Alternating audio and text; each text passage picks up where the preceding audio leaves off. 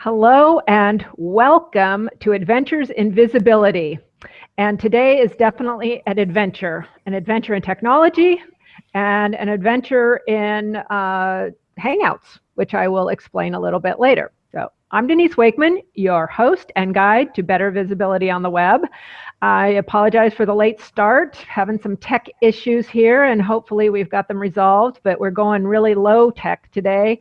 No comment tracker. I can't look at the comments. We're just going to try and have a good, clean video here, and hopefully the sound's okay for you. So my guest today is the manliest of men, Jeff Sieh. Did I pronounce that right? Is it Sieh or Say? You got it right. It's C, yeah. Okay, I prefer E, especially in C. That's how. Okay. So ever since Jeff started his Manly Pinterest show, I've been really kind of curious because he's really going against conventional wisdom. Pinterest, most of us think of as being, for the gals, but he's kind of turning that on its head, and he's taken the manly perspective to Pinterest. So that's what we want to find out about today. We're going to hear about his adventure of getting into Pinterest, why he decided to do that, what it's done for his brand and visibility. Plus, we're going to be talking about Pinterest. He's got some tips for you because after all, he is the manly Pinterest tipped guy. So let me give you a quick rundown of Jeff's bio. I do want to read it so I don't get it wrong. Jeff is the creative director at His Design Inc. You've probably seen a lot of his videos. His video trailers are fantastic. I just love them. He's also the head beard at Manly Pinterest Tips, where he is the creator and host of Manly Pinterest Tips show. And he provides top tips, pop culture, comedy, and fun. Jeff teaches Pinterest techniques unlike any other. So we're going to get a little taste of that today. So without further ado, Jeff, welcome to the show. And thank you for your patience while I got myself sorted out. Oh, no problem. I totally understand because I know I've been in the same situation as you have been. And I'm so excited to be here. I've been a fan of yours. You were probably one of the first people I followed when I first started Google Plus. So it's wow. I mentioned I was a little nervous because I've watched it for so long, and I think you may have been the first show I actually watched too. So anyway, wow. Yeah, I'm very honored to be on. So it's a blast. Well, I've been really looking forward to connecting with you here because I have been really curious about what you're doing, and I was really excited when I saw that you were really stepping outside of the box or off the beaten path, as I like to say, to keep my adventure metaphor going. So I'd just like to start there and find out what got you involved with Pinterest for the first thing, and then how that evolved into your Manly Pinterest tip show. Sure. Well, I started, I've had His Design, my company, local company, for over 12 years. I started it when I left another design firm. And so I started, I got into the social media thing. I've been telling all my clients to do it. I kind of need to know what I'm talking about. So I really started up in my social media game, and I, got on Google Plus, got connected, and started building it up that way. And then I wrote a post.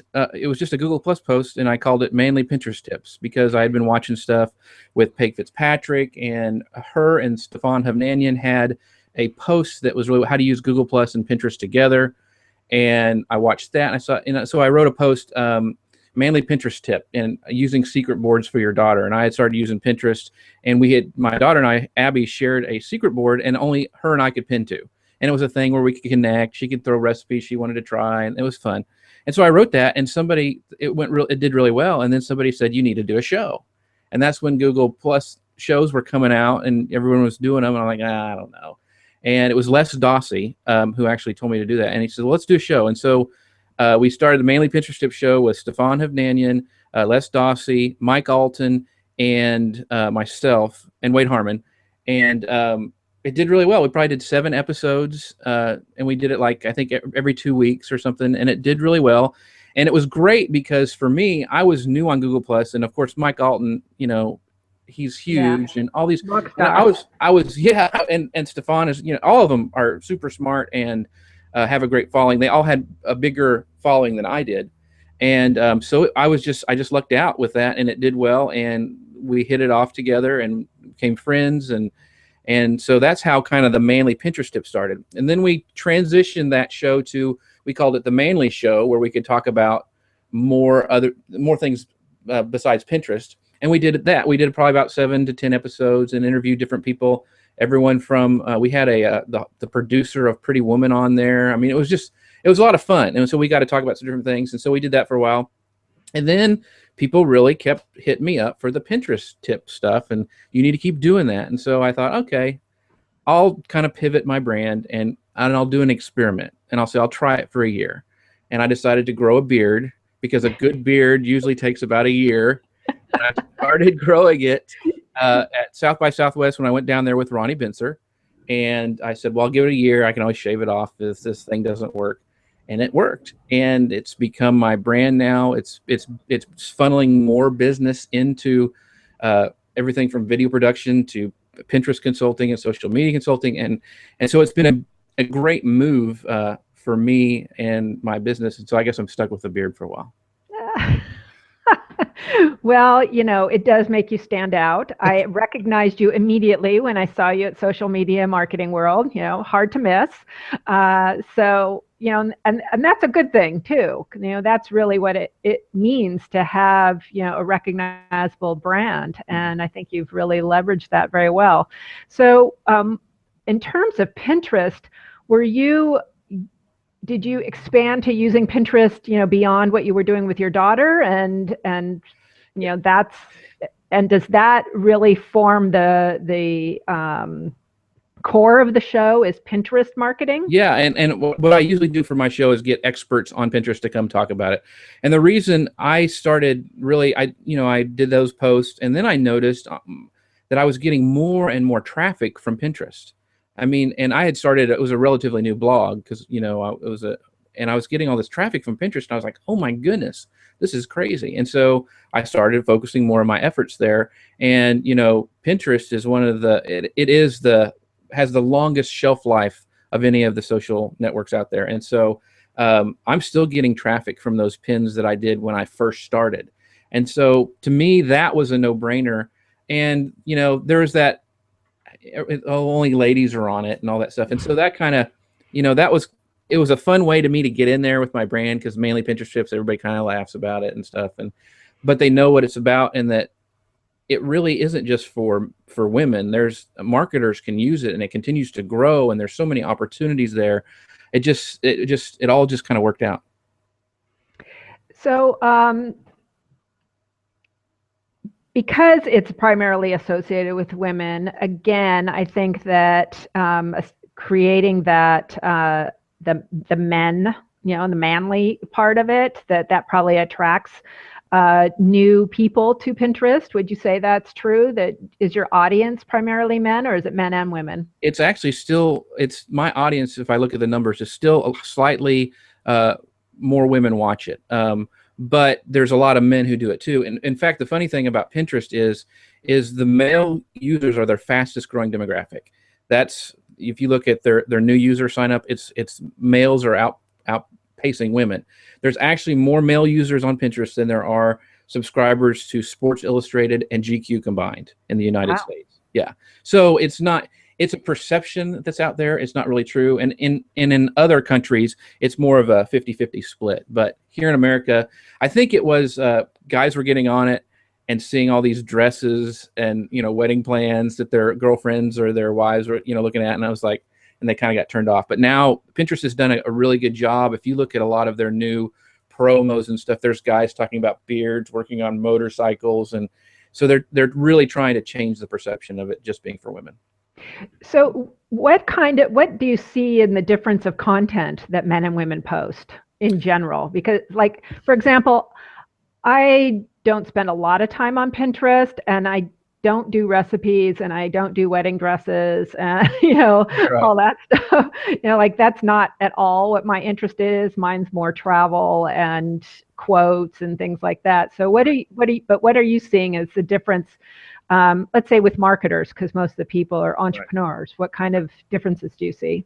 There is so much good content on Pinterest, and it makes it easy to find. One thing Pinterest, I don't really think of as a social media network anymore. I think of it as this discovery engine, and you can find anything. I mean, I have a whole board on just woodworking because I'm trying to get back into woodworking. There's stuff. Food and drink is huge on Pinterest, but for marketers and small business, I mean, there's some huge companies pinning their Constant Contact has a great Pinterest presence, and they pin some great stuff for small businesses, helping with email marketing, growing your list. I mean, all sorts of stuff that small businesses need to check out. And also Pinterest now, with their algorithm, they've started to go into gender-based pins. So different results are showing up for different, if you're a male or a female, or if you put that setting on there.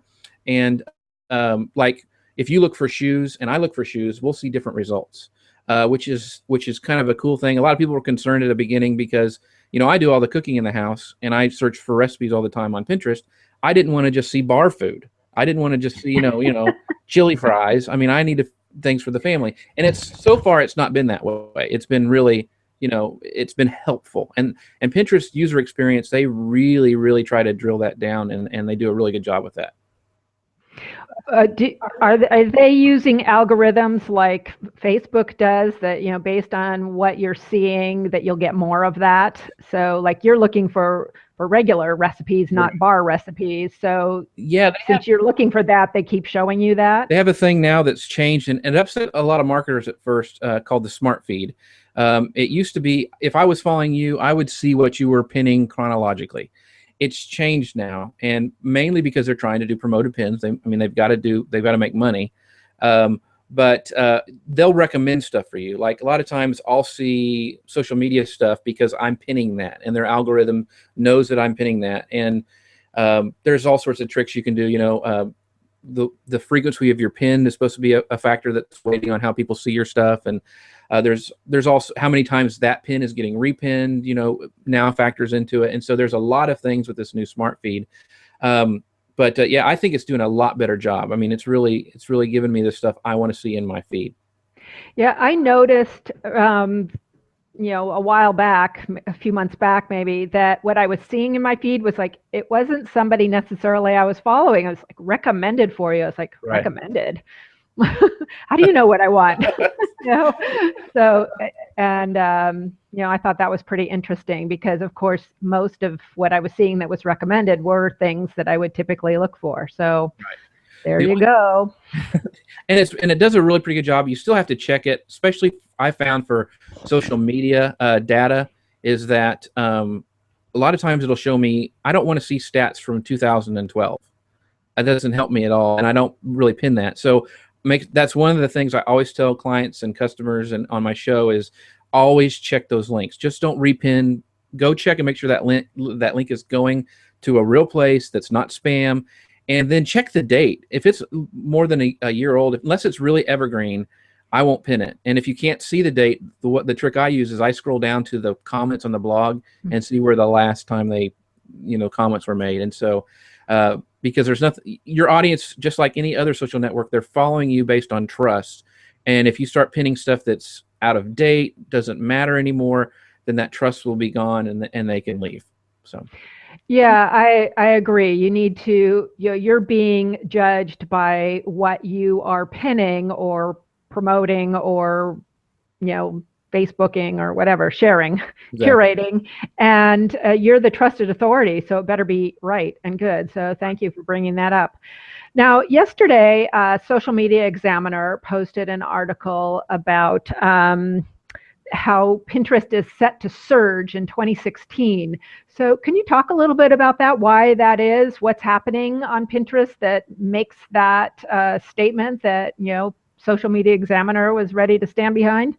Well, one of the things we talked about before is the long-term traffic. It's huge for marketers. I still don't understand why so many marketers don't take the time. I mean, I know it's hard to make some images, but it really, that long-term traffic is just so vital, I think, for your business. But they were saying in that article that research has said that there's 47 million people using Pinterest, and the audience it continues to grow. I think it's expected to next year outpace new users versus Facebook. I think it's supposed to grow that much. Wow. And the thing with Pinterest, it doesn't just, it's not like Facebook where you're connecting people, you're talking with your grandma and showing family pictures. It's a place where people are going to dream and to plan, and they pin the things that they want, which is huge for marketers. I mean, you can just check people's boards on what they're pinning and find out, great market research. You can go to your competitors and see what they're doing on Pinterest. So there's tons of things you can do that way. But Pinterest is driving more traffic, I think, than this. I think it's in Facebook. It's either going up or they're neck and neck. They're driving more traffic that actually converts to sales. Wow. And so that is huge. And they also, I think they just got another 500 million investment into the company, and they're thinking that is going to be to develop a buy it now button on Pinterest, which will change the game, in my opinion, completely. Totally. Yeah. Yeah. So let's talk about, the difference between, bricks and mortar or physical product like shoes and dresses and barbecues, right, to, what people like some of us do. Right. We consult, we might have an info product, but we're usually training or consulting, and we're offering a service versus something that someone clicks now and buys, gets their shoes in the mail. So right. How do you recommend that your clients who are in that position, how do you recommend that they use Pinterest? Well, it's the same way I use it. It drives traffic to my blog. One of the things you need to, first of all, get a Pinterest business account. It's part of their terms of service. If you're doing anything for Pinterest, you have to have a Pinterest business account. And the second thing is make sure you start to use rich pins. And rich pins are a little bit of metadata that goes on your website that gives you a huge boost. I mean, your title gets bigger on mobile, and there's different types of rich pins. So, the two we'll talk about today are article rich pins, which are what we would use as marketers, and then product pins. And there's a lot of your avatar shows up on your when you have rich article pins, your title's bolder, and it gives you a little bit of better trust factor. People say, okay, this is going to a real place. This is a real verified business. Product pins are huge for people selling things. Let's say you're a flower shop and you're selling arrangements on Pinterest. Well, when people pin that to their board, and if you have a product rich pin set up, it gives them the price there. It's set up and it pulls the price in. Now, if that price ever drops, they will get an email automatically from Pinterest that price has dropped, that this thing is now, the thing that you've pinned is now cheaper, which is huge, because not only does that happen, there was a big fiasco a couple years ago in Gmail when they went to the tab system, where you have the inbox and the social and then promoted and updates, I think it is. Right. Well, it doesn't go into the promotions. That email doesn't go into the promotions thing. It goes into your social, which is a big deal because that's what people are checking. So product pins are a huge thing for companies, and if you're talking to clients about it, that's a big boost for product rich pins. So can you use product rich pins for information products versus physical products? As long as you have them set up correctly on your website, yes, you can. Now, affiliate things, they've stripped all affiliate codes, so you can't do like an Amazon book. I think it has to be from your actual e-commerce store. But some stores have it built in. Shopify, I believe, has it built in, and Etsy may. I'm not sure. I don't. They may not, but I know for sure Shopify does. So that means if you are selling something on Shopify and you pin it or somebody else pins it, then that rich pin is revealed on the pin. Okay, perfect. Wow. I didn't know about that email thing. That's pretty amazing. So listen up, folks. Yeah, because it does make a difference, because like I said, people are checking that. I hardly ever go to my promotions or updates tab on my Gmail, but I do go to my social because it's how I track stuff, and having that show up is a big deal. Yeah. Wow. Okay. So what do you think is accounting or does account for the rise of visual on the web? What's happening that this has become so huge, a site like Pinterest and even Instagram? Well, I think that one, we're getting bombarded with so much stuff all the time, and visual, your brain doesn't have to work as hard, and that there's been scientific proof that people engage with it more. That's why, you know, we all tell everybody, it's like, when you make a blog post, make sure you make an image for it. And it still blows my mind that so many bloggers don't do that. Oh, I know. It's just like, I mean, come on, folks. And nothing irritates me more either. And a lot of the big people do, the big sites do this. They don't have a pinnable image on Pinterest. And because I want to share that to my Pinterest audience, and I go there and there's nothing, or it's pulling up their sidebar ad, I go on to the next one. So yep. I think the visual stuff is rising just because we're, like I said, we're just got so much coming at us at once. And sadly, I know a lot of people don't like to read. I mean, I mean, I like to read, and it's sad to me, but people and young folks are just not reading like they used to.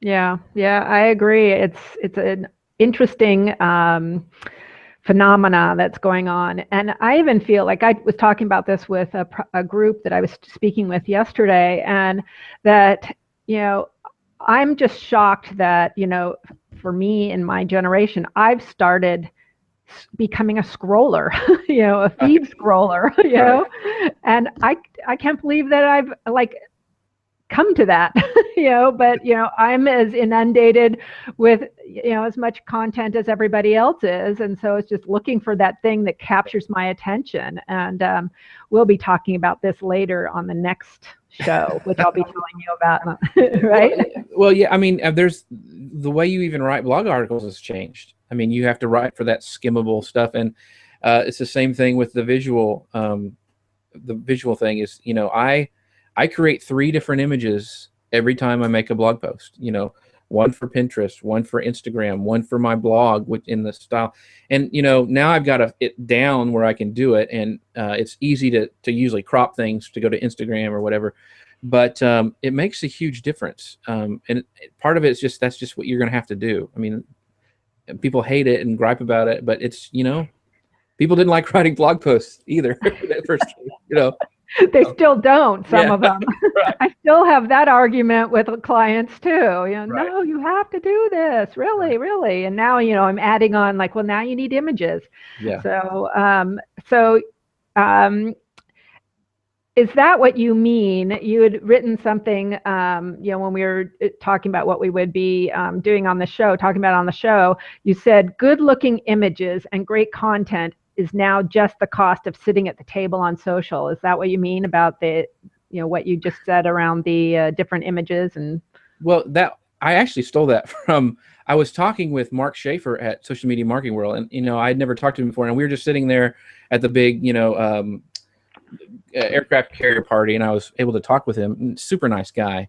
But he said, you know, great content is just the price of sitting at the table now. You know, everyone talks about creating epic content and all that stuff. Mm-hmm. That's just part of the deal. And I thought, you know, it's the same thing with images.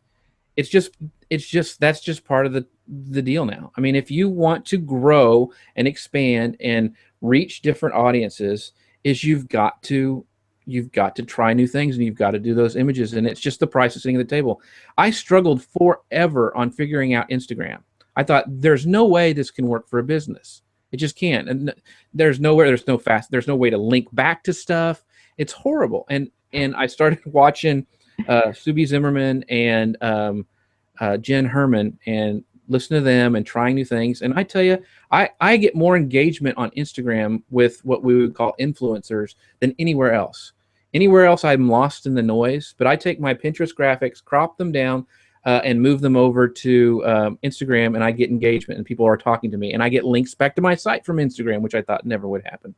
So, and that's a whole visual medium that you know, you have to be open to it. Yeah.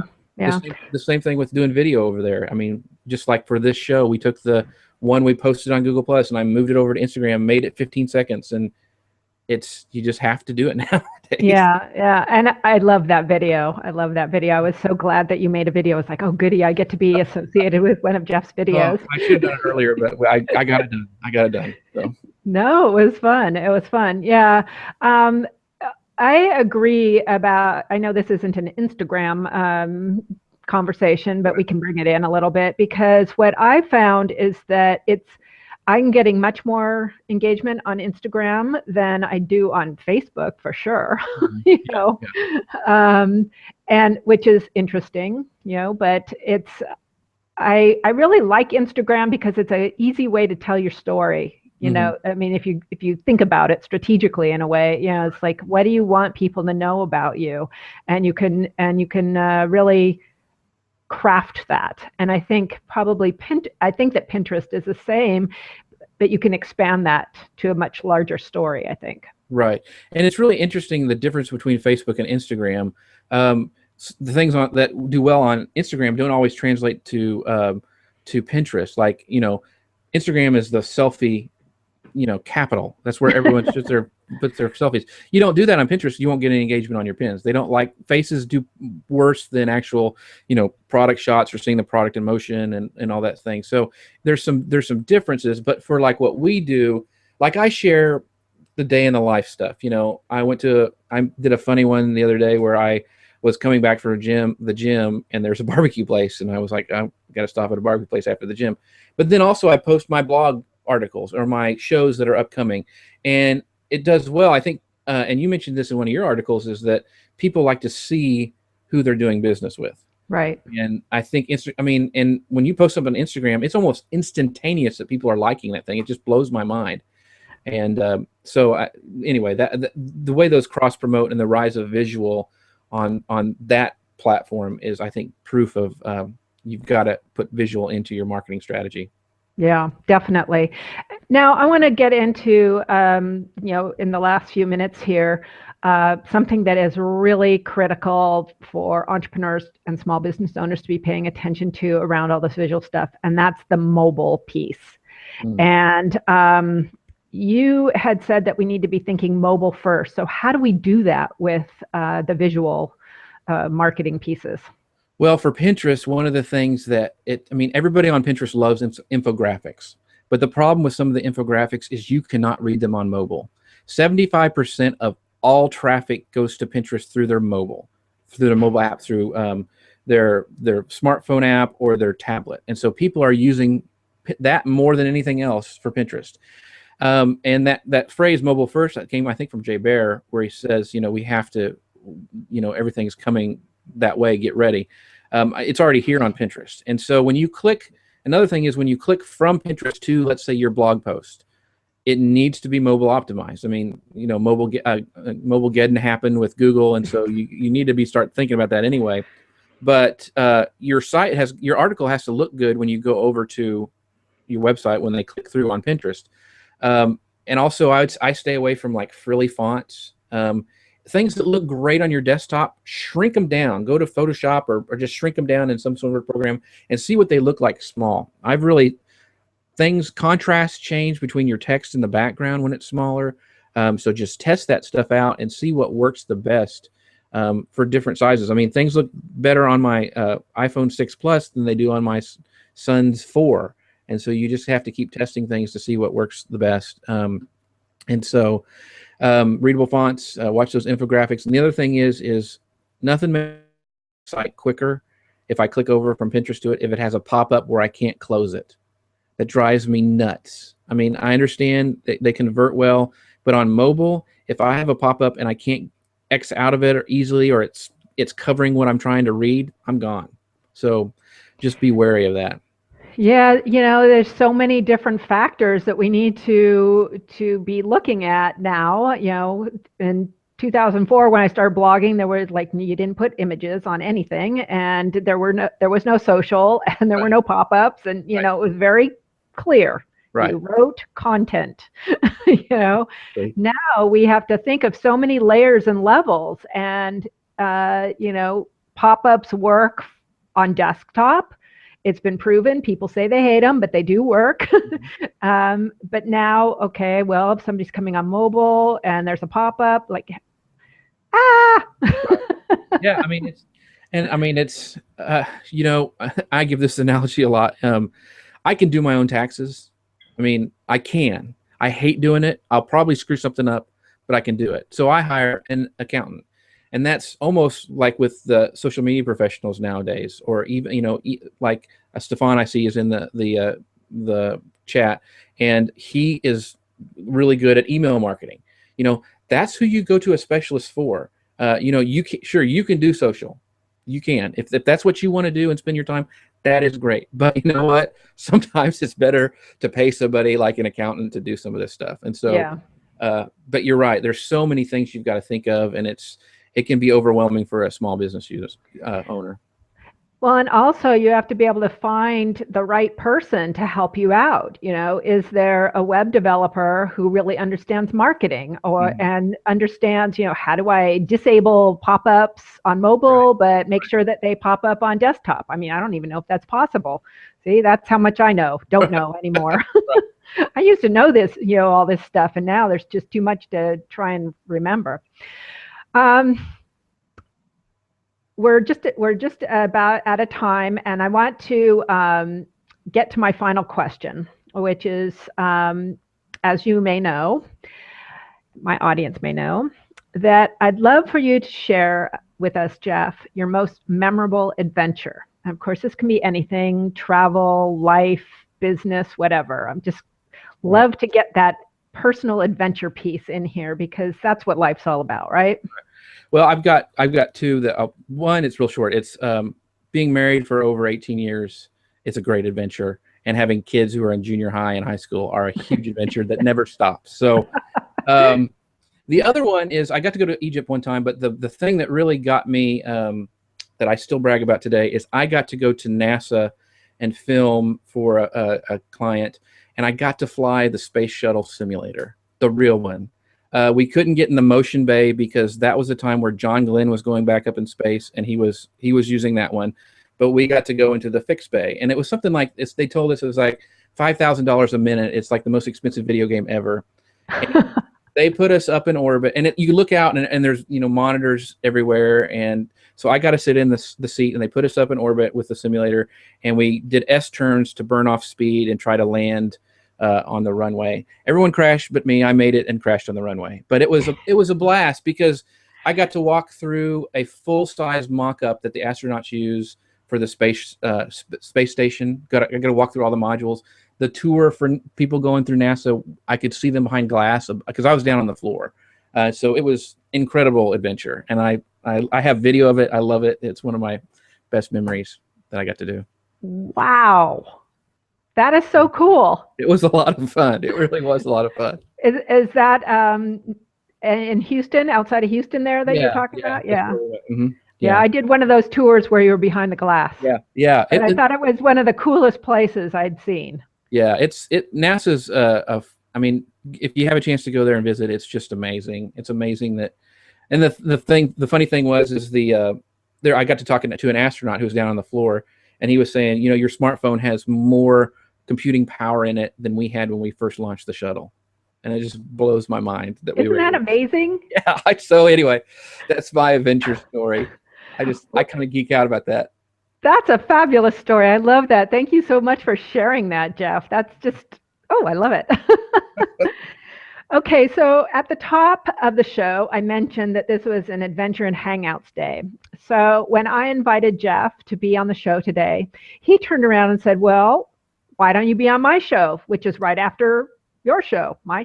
His show is after my show. So I said, yes, that sounds like fun. So at, let's see, we're in different time zones. So for Pacific time, it's at noon Pacific time. I'm going to be on Manly Pinterest tips. That's right.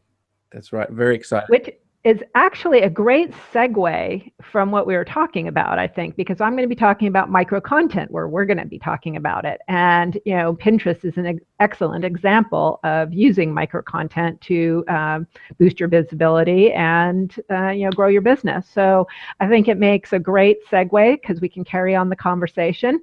So Jeff, do you want to tell people where they can find the show and where they also can find you so that they can connect with you and learn more Manly Pinterest tips? Sure.